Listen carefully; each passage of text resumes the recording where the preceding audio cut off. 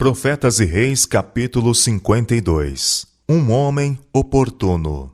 Neemias, um dos exilados hebreus, ocupava uma posição de influência e honra na corte persa. Como copeiro do rei, era ele admitido livremente à presença real. Em virtude de sua posição e graças às suas habilidades e fidelidade, ele se tornara amigo e conselheiro do monarca. Embora objeto do favor real, conquanto rodeado pela pompa e esplendor, ele não esqueceu seu Deus e o seu povo. Com mais profundo interesse, o seu coração se voltava para Jerusalém.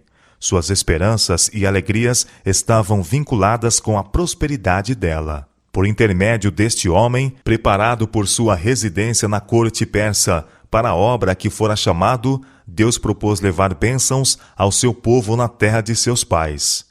Por mensageiros vindos da Judéia, soubera o patriota hebreu que dias de prova tinham vindo a Jerusalém, a cidade escolhida. Os exilados que haviam retornado estavam sofrendo aflições e vexame. O templo e partes da cidade tinham sido reconstruídas, mas a obra de restauração fora embaraçada.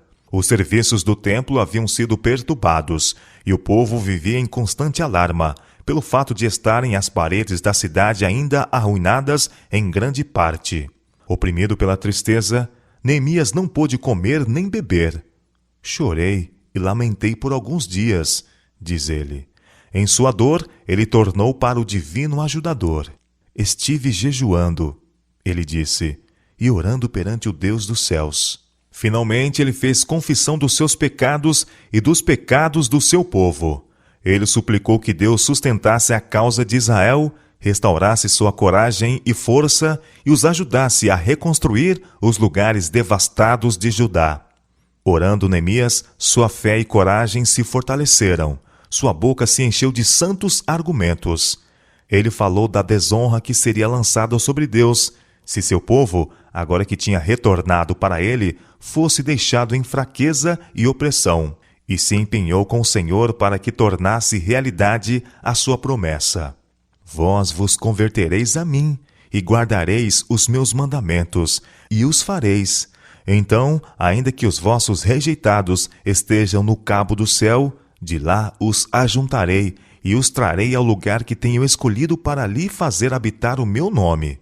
Esta promessa tinha sido dada a Israel através de Moisés, antes que tivessem entrado em Canaã, e durante os séculos tinham permanecido imutável. O povo de Deus tinha agora retornado para ele em penitência e fé, e sua promessa não faltaria. Neemias tinha frequentemente derramado a sua alma em favor do seu povo, mas, ao orar agora, um santo propósito formou-se em sua mente. Ele decidiu que, se lograsse obter o consentimento do rei e o necessário auxílio na aquisição de implementos e material, ele próprio tomaria a si a tarefa de reconstruir os muros de Jerusalém e restaurar a força nacional de Israel. E ele suplicou ao Senhor que lhe permitisse alcançar favor aos olhos do rei, a fim de que este plano pudesse ser levado avante. Faze prosperar hoje o teu servo, ele suplicou, e dá-lhe graça perante este homem. 4 meses, Neemias esperava por uma oportunidade favorável de apresentar seu pedido ao rei. Durante este tempo, embora o seu coração estivesse carregado de dor, ele procurou mostrar-se alegre na real presença. Nas salas de luxo e esplendor, todos deviam parecer alegres e felizes. A tristeza não devia lançar sua sombra sobre a face de qualquer assistente da realeza. Mas, no período de retraimento de Neemias, ocultas da vista dos homens, muitas foram as orações, as confissões, as lágrimas, ouvidas e testemunhadas por Deus e os anjos. Finalmente, a tristeza que oprimiu o coração patriota não pôde mais ser oculta. Noites indormidas e dias cheios de cuidados deixaram sua marca em seu rosto. O rei, cioso de sua própria segurança, estava acostumado a ler fisionomias e a penetrar dissimulações, e viu que alguma perturbação secreta estava possuindo o seu copeiro. — Por que está triste o teu rosto? Ele inquiriu. — Pois não estás doente? Isto não é senão tristeza de coração. A interrogação encheu Neemias de apreensão. Não ficaria o rei irado ao saber que, enquanto aparentemente em seu serviço, os pensamentos do cortesão estavam longe com o seu aflito povo? Não seria perdida a vida do ofensor? Seu acariciado plano de restaurar e fortificar Jerusalém, estaria esse plano prestes a ser subvertido? Então ele escreve: temi muito em grande maneira. Com lábios trêmulos e lágrimas nos olhos, ele revelou a causa de sua tristeza. Viva o rei para sempre! Ele respondeu: como não estaria triste o meu rosto, estando a cidade, o lugar dos sepulcros de meus pais, assolada e tendo sido consumidas as suas portas a fogo? A exposição das condições de Jerusalém despertou a simpatia do monarca, sem suscitar os seus preconceitos. Outra pergunta deu a Neemias a oportunidade por que tanto ansiava. Que me pedes agora? Mas o homem de Deus não se aventurou a responder enquanto não tivesse buscado a direção de alguém mais alto que Atarxerxes. Ele tinha uma sagrada tarefa a cumprir, e esta requeria auxílio do rei, e sentiu que muito dependia de apresentar o assunto de tal maneira que lhe ganhasse aprovação e garantisse o auxílio. Então, diz ele, orei ao Deus do céu. Nessa breve oração, Neemias se introduziu na presença do Rei dos Reis e teve do seu lado um poder capaz de mudar os corações como são desviados os cursos das águas. Orar como Neemias orou nessa hora de necessidade é um recurso à disposição do cristão, em circunstâncias em que outras formas de oração podem ser impossíveis. Os que labutam nas absorventes atividades da vida, assoberbados e quase subjugados pelas perplexidades, podem enviar uma petição a Deus, suplicando guia divina.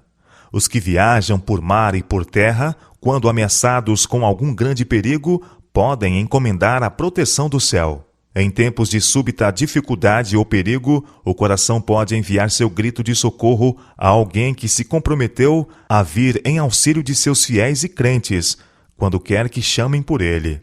Sob todas as circunstâncias, em cada condição, a alma carregada de dor e cuidado ou ferozmente assaltada pela tentação pode encontrar segurança, sustento e socorro no infalível amor e poder de um Deus que guarda o conserto.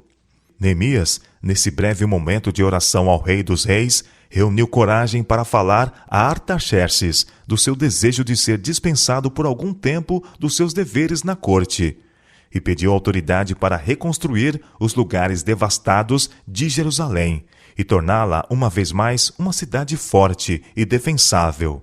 Momentosos resultados para a nação judaica estavam na dependência desta solicitação. E o rei Masdeu declara Neemias, segundo a boa mão de Deus sobre mim. Havendo conseguido o auxílio que desejava, Neemias, com prudência e reflexão, procedeu os arranjos necessários para se garantir o sucesso da empresa. Ele não negligenciou nenhuma precaução que poderia ser útil ao resultado. Nem mesmo aos seus próprios concidadãos ele revelou seu propósito. Conquanto soubesse que muitos se alegrariam com seu sucesso, temeu que alguns, por atos de indiscrição, pudessem despertar os ciúmes dos seus inimigos e talvez pôr em risco a empreitada. Seu pedido ao rei havia sido tão favoravelmente recebido que Neemias foi encorajado a solicitar ainda assistência adicional. Para dar dignidade e autoridade à sua missão, bem como para prover proteção na viagem, ele pediu e foi-lhe garantido uma escolta militar. Obteve cartas régias para os governadores das províncias, além do Eufrates, território através do qual ele devia passar em sua viagem para a Judéia. E obteve também uma carta para o guarda da floresta real nas montanhas do Líbano, ordenando que fornecesse tanta madeira quanto fosse necessária. Para que não pudesse haver ocasião de queixa de que ele excedera sua missão, Neemias teve o cuidado de que os privilégios e autoridades que lhe eram conferidos estivessem claramente definidos. Este exemplo de sábia previdência e ação resoluta deve ser uma lição a todos os cristãos. Os filhos de Deus não devem apenas orar com fé, mas trabalhar com diligência e providente cuidado. Eles enfrentam muitas dificuldades e, não raro, embaraçam a operação da providência em seu favor, porque consideram que prudência e penoso esforço pouco têm que ver com religião. Neemias não considerou cumprido o seu dever depois de haver orado e chorado perante o Senhor. Ele uniu sua petição com os mais fervorosos, santos e piedosos esforços para o sucesso da empresa em que estava empenhado. Cuidadosa consideração e bem meditados planos são tão essenciais para o êxito de empreendimentos sagrados hoje como foram no tempo da reconstrução dos muros de Jerusalém. Neemias não se deixou ficar na dependência da incerteza. Os meios que lhe faltavam, ele os solicitou dos que lhe podiam fornecer. E o Senhor está ainda desejando mover o coração dos que têm a posse dos seus bens em favor da causa da verdade. Os que trabalham para ele devem servir-se do auxílio que ele move os homens a dar. Esses dons podem abrir caminhos pelos quais a luz da verdade irá a muitas terras entenebrecidas. Os doadores podem não ter fé em Cristo, nem familiaridade com sua palavra, mas os seus dons não estão neste mesmo caso para serem recusados.